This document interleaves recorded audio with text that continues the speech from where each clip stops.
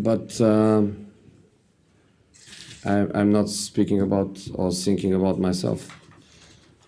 I'm thinking about the club and I'm thinking about the players.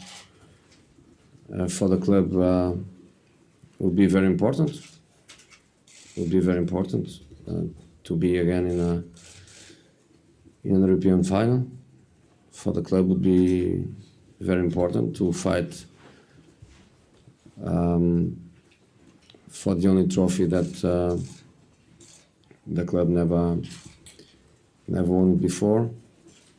And for this group of players, we have just a little group with European success. I think Rooney, Carrick, Young, this group of the English boys with long time in the club, plus Mata, and a part of them, if I'm not wrong, no one did it before. So it would be very important for the club, would be very important for the players. And we are going to do tomorrow what we are doing since the beginning of the season, which is to fight hard.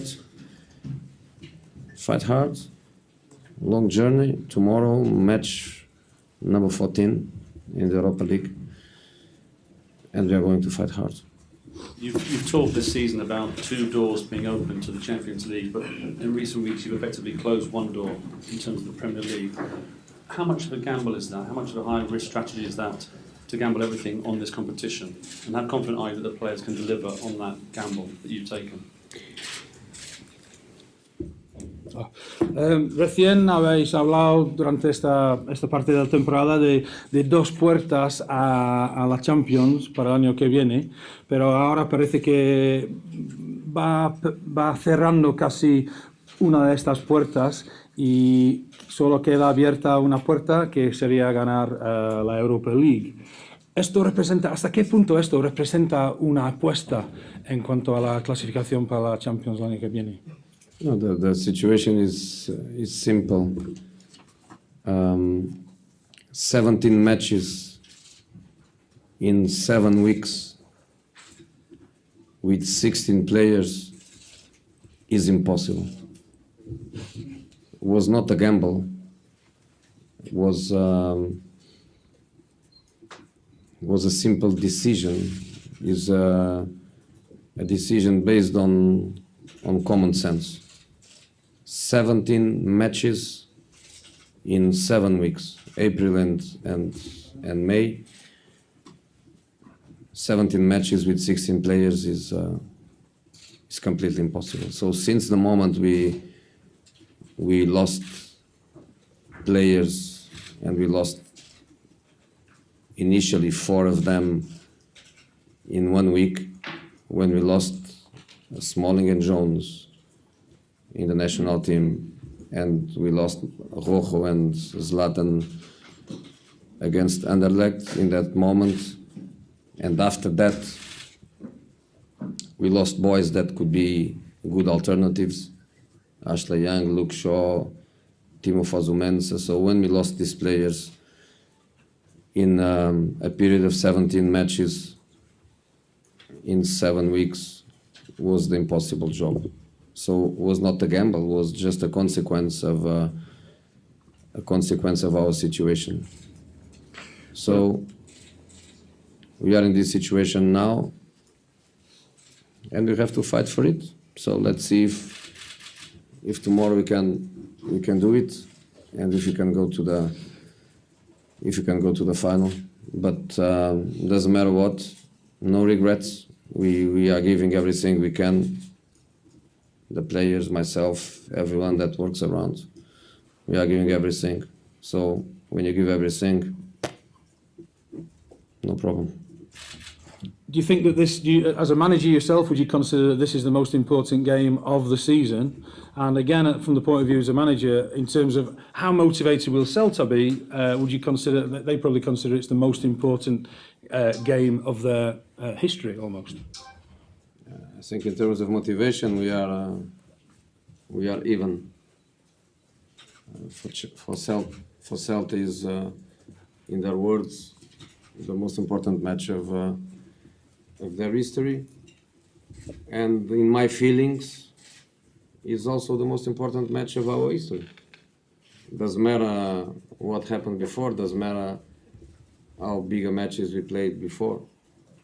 What matters is the next one, and the next one is tomorrow. So I don't believe that Celta dreams more than us, that Celta wants more than us.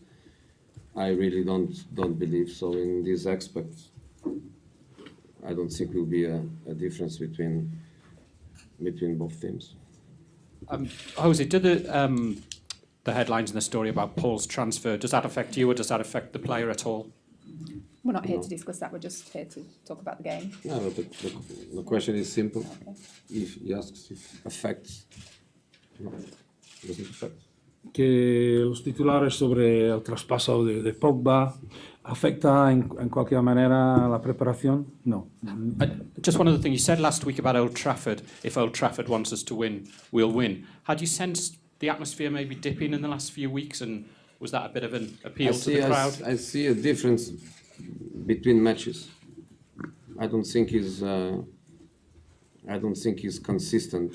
The atmosphere. I don't think he's consistent. The enthusiasm. I could feel, for example, the match against Chelsea, the match where they wanted to play. They played since the first minute. They played until the last minute. Was really a very strong Old Trafford. We had other matches, for example, the match against Anderlecht, where the stadium was not warm enough to make us feel that was a very important match for us, and it was, because it was the second leg quarterfinal. So hopefully tomorrow they have this feeling that is a second leg semi-final, and more important than the second leg semi-final, only the final. So we have to fight hard tomorrow. The opposition manager has been talking previously about how he might set up differently, change his tactics slightly, and try and get Iago Aspas featuring in a position where he might actually be involved in the game more, because he wasn't involved too much in the second leg. Will that be coming into your thinking? How are you thinking about setting up and how you're approaching the game? A lo mejor tú sabes más que yo del Celta. Yo lo que sé es lo que veo, o lo que he visto en sus partidos durante la temporada, lo que he visto en el partido contra nosotros. He visto Aspas jugar sobre la derecha, he visto Aspas jugar como 9, he visto Aspas jugar detrás de Guidetti, a no ser que Aspas juegue de centrocampista central o de lateral izquierdo, nada vai a ser una sorpresa. Son partidos tan importantes que nos metemos en ellos con todo lo que tenemos. Y miras un partido, y dos, y tres, y cuatro, y buscas toda la información posible que te pueda ayudar. Pero para mí más importante que la posición de Aspas o la posición de cualquier otro jugador, o mismo el sistema táctico, el dibujo táctico que puedan tener, son los principios de juego, el modo como normalmente juegan o intentan jugar, y esto no cambia mucho independiente de la posición de cada jugador. It seems like you know more about Celta maybe than I do, but from what I've seen, and I looked at 6 games before our match against them, which obviously I saw that as well. I've seen Aspas play as a 9, I've seen him play on the right-hand side, I've seen him playing just behind Guidetti. So unless he ends up playing centre mid or he ends up playing at left back, I don't think there's anything that can surprise us or anything that we won't be aware of about Aspas. Obviously, when we're preparing for a game, we put as much as we possibly can. We put everything into that preparation and studying the opposition, and we study every type of information that can help us in the aim of winning the game. But at the end of the day, it's all about systems and tactical systems and principles of play. It's a game of football at the end of the day, no matter how, what little tactical nuances that might appear on the night. Okay, last two questions, one here and one at the back. Hi, Jose. With regard to what you want to build at Manchester United next season, how vital, how important is it to qualify for the Champions League? Pensando en lo que quiere construir el año que viene de cara a la Champions League, ¿qué es la importancia asegurar la clasificación para la Champions, ganar mañana y ganar la final? If you don't qualify for Champions League, it's because you are not good enough to play Champions League. I try to look at it in a pragmatic way. Obviously, for the prestige of the club, Champions League is Champions League. Obviously, financially, Champions League is Champions League. Obviously, for players, for myself, Champions League is Champions League. But if you are not there, it's because you are not good enough to be there.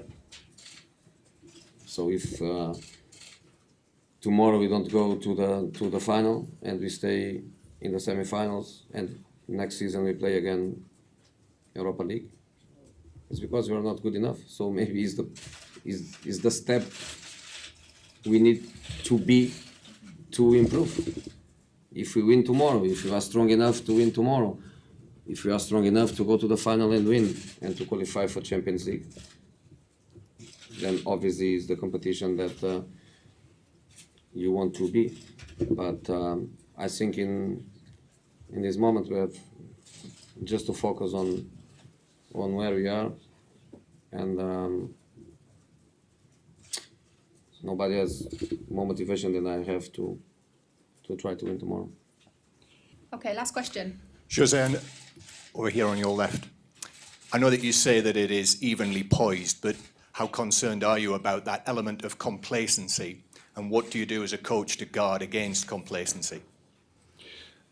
Sé que has declarado que el partido todavía queda muy igualado, mucho equilibrio en la eliminatoria, pero teniendo el liderato ganando 1-0 después del partido ida, ¿cómo puedes asegurar que los jugadores no entran en el juego demasiado relajado, pensando que ya está casi ganado la eliminatoria? Working hard, which was what we did since last Monday. Respecting the opponent, making the players feel that we respect the opponent. Preparing the players for all the scenarios, like I was telling to the Spanish colleague. Try to go through every possible detail, and that shows the players that no, it's serious stuff. In the top of that, it's different to play for top four than to play to win an European competition. Even to myself, honestly, the difference between finish fourth or fifth or sixth, the difference is just qualify for Champions League. But no trophy, no title, no honor, no prestige, nothing at all. Another thing is to play for a cup, to play for a competition, to play for a title, that in the top of it gives a bonus of playing a Champions League. But in this moment we don't think about Champions League, we think about a title, we think about the possibility to play European Super Cup in August against a big club. So we think about all these things, and these things, they give no space to complacency, I think.